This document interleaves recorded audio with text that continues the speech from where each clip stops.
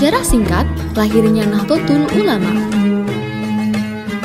Nahdlatul Ulama merupakan organisasi masyarakat atau ormas Islam terbesar di Indonesia.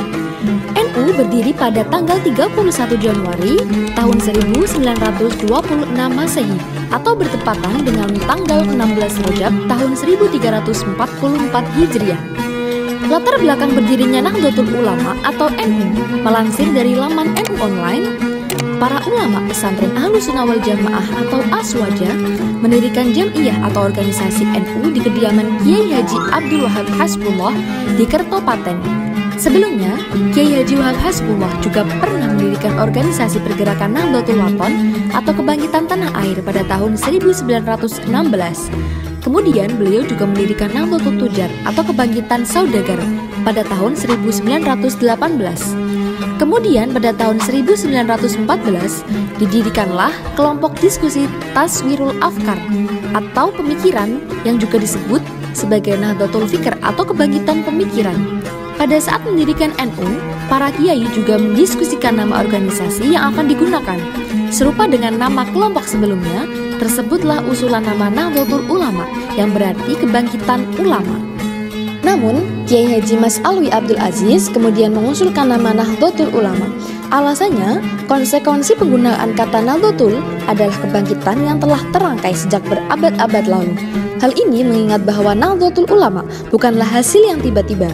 Mengingat ulama Aswaja memiliki sanad keilmuan dan perjuangan sama dengan ulama-ulama sebelumnya.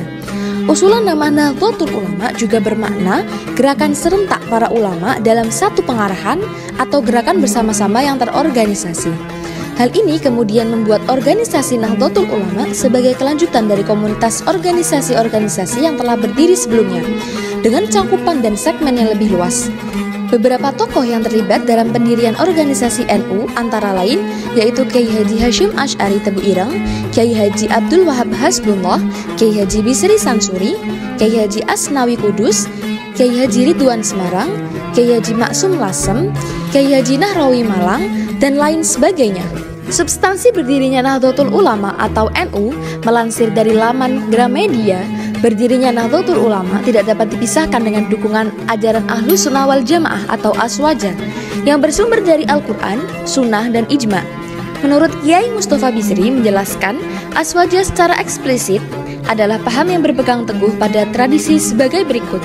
Yang pertama, dalam bidang hukum Islam menganut ajaran salah satu 4 madhab yakni Imam Syafi'i, Imam Hambali, Imam Maliki, dan Imam Hanafi.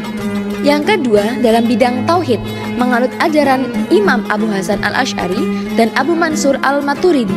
Ketiga, dalam bidang tasawuf menganut dasar-dasar ajaran Imam Abu Qasim Al-Junaidi.